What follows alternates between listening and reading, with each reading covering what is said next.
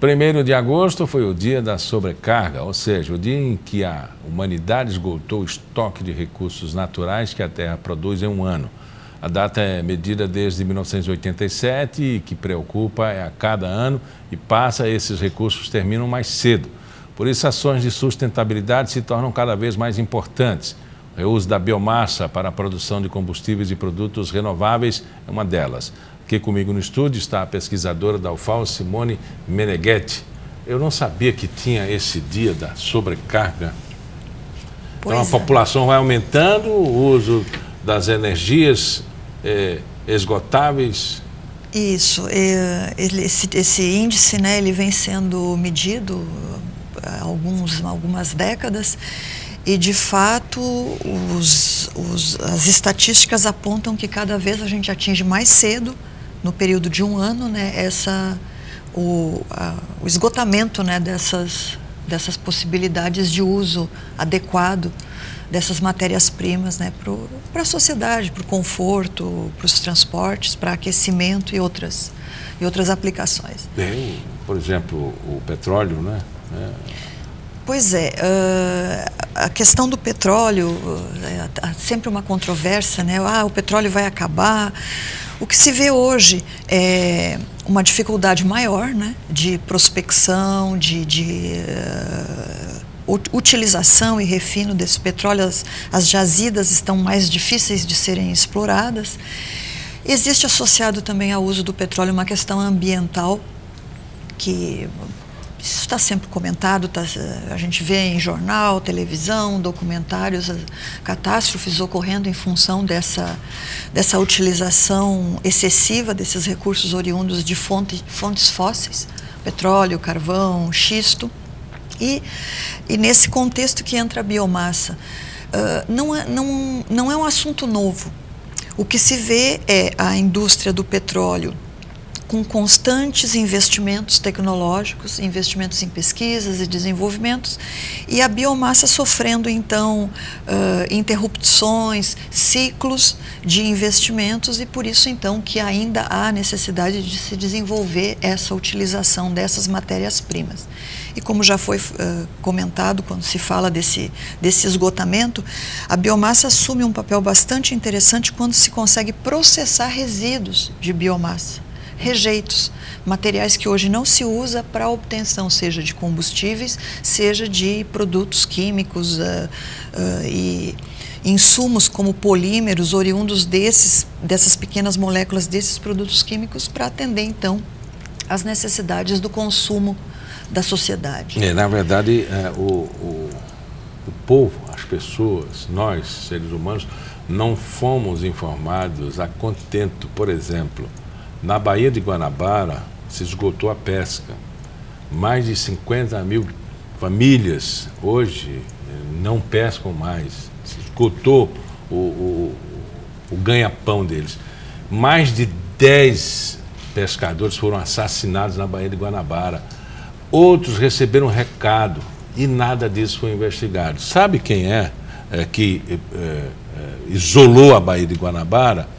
Quem fez isso? A Petrobras. E ninguém divulga isso. Há mais de 30 anos, mais de 40 anos. É só ir lá na Baía da Guanabara que você vê a mortandade de peixe.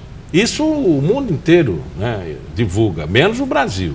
Aqui vai uma manchete, outra no Rio de Janeiro, mas não chega aqui em Maceió, não chega no estado de Alagoas. Não interessa ao Brasil falar da Petrobras dessa maneira, só que ela é uma empresa multinacional, de prestígio internacional, que é uma dos sustentáculos do Brasil, e é mesmo. Agora, não nesse preço, né? E é por isso que talvez não interesse muito a biomassa, né? Nós temos exemplos assim bastante consolidados. Quando se fala em biomassa, existem termos, processos de biorefinaria, que seriam os processos envolvidos na utilização desses recursos, mas a gente tem já alguns exemplos de muitos anos que são exemplos de biorefinaria, de utilização de biomassa muito consolidados. O etanol. de primeira geração, etanol da cana-de-açúcar, que hoje nós utilizamos misturado à nossa gasolina, ou então usamos diretamente nos tanques dos nossos carros, é um combustível oriundo da biomassa. Outro exemplo, bem consolidado no Brasil e em outros países do mundo nos últimos anos, o biodiesel. Hoje nós misturamos 10% de biodiesel ao diesel por lei no Brasil, e outros países têm as suas políticas específicas de utilização. Mas são dois exemplos consolidados de utilização de biomassa.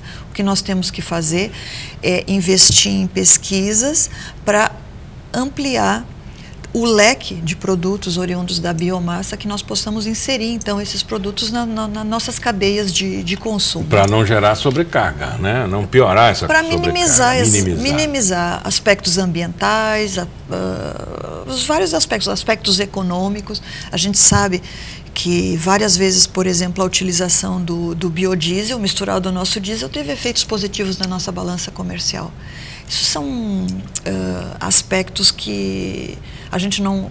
São informações que a gente não encontra fácil na mídia, né? Mas a gente sabe que muitas vezes essa utilização de 10% desse combustível oriundo de biomassa teve um aspecto bastante positivo em equilíbrio da nossa balança comercial. O Brasil está aprendendo a se reutilizar de muitas coisas, latinhas, motores, né, a parte da funilarias,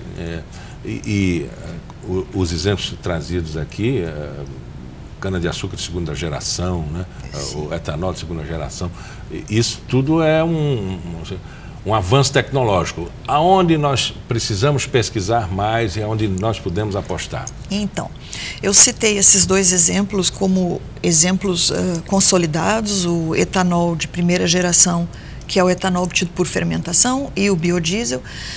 Nós temos que investir, na minha opinião, como pesquisadora, no etanol de segunda geração, que é o etanol oriundo da celulose, certo? E além da possibilidade desse etanol de segunda geração, quando nós nos detemos na celulose, do ponto de vista de riqueza química, ela é formada por várias moléculas que nós podemos transformar. Nós podemos transformar em polímeros que vão ser sustentáveis, eventualmente biodegradáveis. Nós podemos transformar em outros insumos. Um exemplo, nós podemos obter um certo tipo de molécula que pode substituir o etileno tereftalato na produção de garrafas PET. Então, seriam garrafas PET produzidas não de insumos fósseis, mas de biorefinaria. Aí, quais são as necessidades? Tem que se pesquisar. O tipo de reação química, o tipo de processo, ele vai ser diferente dos processos atualmente implementados na indústria de petróleo, por exemplo. Nós temos outros tipos de moléculas, então teremos que ter outros tipos de processos. A separação e purificação dessas moléculas também vai exigir investimentos, pesquisas, desenvolvimentos, aquela etapa que vem após ou paralelamente à pesquisa para a introdução desses insumos no mercado. Mas o que eu gostaria de falar desses insumos? Às vezes, se nós pegarmos o cenário hoje, o preço desses insumos, a competitividade, a gente pode dizer assim, olha, isso não tem viabilidade econômica. Mas talvez não tenha viabilidade econômica no cenário de hoje. Mas onde nós estaremos daqui 20, 30 anos em termos envolvendo as questões ambientais, envolvendo questões econômicas, quando se vê uma notícia dessas, do esgotamento dos recursos, desse índice que foi comentado no início da entrevista. Então nós não podemos ser conservadores quando nós queremos introduzir novas moléculas, novos processos em nível industrial. Nós temos que investir. Hoje, nós temos vivido no Brasil, nós que trabalhamos em pesquisa, nós temos vivido no Brasil uma interrupção dos recursos para pesquisa, ameaças na manutenção de bolsas de nossos estudantes de pós-graduação, que são nossos estudantes de pós-graduação que dedicam seus mestrados e doutorados a esses temas. Nós temos estudantes de graduação também voltados a essas pesquisas, então nós temos assim, nós pesquisadores de um modo geral de qualquer área vivemos uma angústia de uma possibilidade de interrupção e ela já é real, né? Não é só uma possibilidade de interrupção desses recursos. E lógico, aqui na UFAL existem vários grupos trabalhando nessa área. O nosso grupo, em especial, ele trabalha na área de catálise, desenvolvimento de catalisadores que vão fazer com que essas reações ocorram de forma mais eficaz, mais rápida, com maior viabilidade.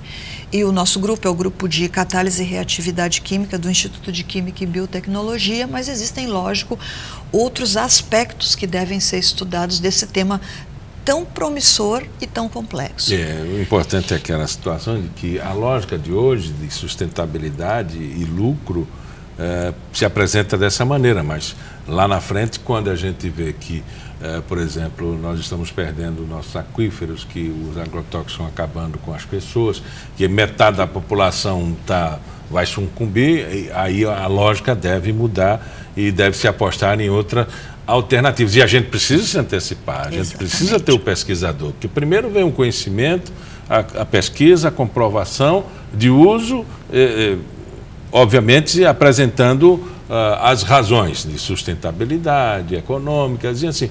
E o governo ou as empresas, porque às vezes as empresas elas saem um pouco mais na frente do que o governo, porque estão de olho no capital, estão de olho no lucro e, vamos dizer assim, dá sustentação à pesquisa, né? Exato. E é muito importante essa questão de nos anteciparmos, porque a gente sabe, tem conhecimento na história dos grandes desenvolvimentos tecnológicos, são pesquisas que levam anos, porque os conhecimentos eles vão sendo somados. Cada um colabora lá, colocando o seu tijolinho na parede e vai construindo toda essa tecnologia, vencendo esses desafios que são colocados ao longo dessas descobertas, das elucidações dos processos envolvidos, e nós temos que nos antecipar, e isso é verdade, porque são pesquisas longas. E o Brasil, que várias vezes, em várias ocasiões, esteve na vanguarda, o caso do etanol, o próprio caso do biodiesel, o Brasil não pode interromper os investimentos. Os nossos investimentos em pesquisa eles são basicamente de origem governamental. Há de se mudar também esse cenário, né? Que se tenha mais investimento privado em pesquisa, mas essas são questões que vão sendo discutidas e vencidas com a prática, né? Com o carro andando. Mas é muito importante, e isso me preocupa bastante, que o Brasil não perca a vanguarda que ele tem, até por ser uma potência agrícola, né? Uma potência gera insumos agrícolas e também gera resíduos. Pegando a agricultura como exemplo, gera resíduos agrícolas que podem ser utilizados para a obtenção desses produtos que eu já comentei.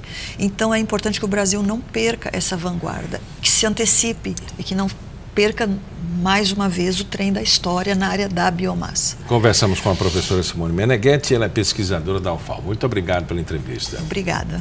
Pauta Especial fica por aqui, voltamos no nosso próximo encontro, sempre às 11h30 da manhã, com reprise às 4h30 da tarde. Até lá!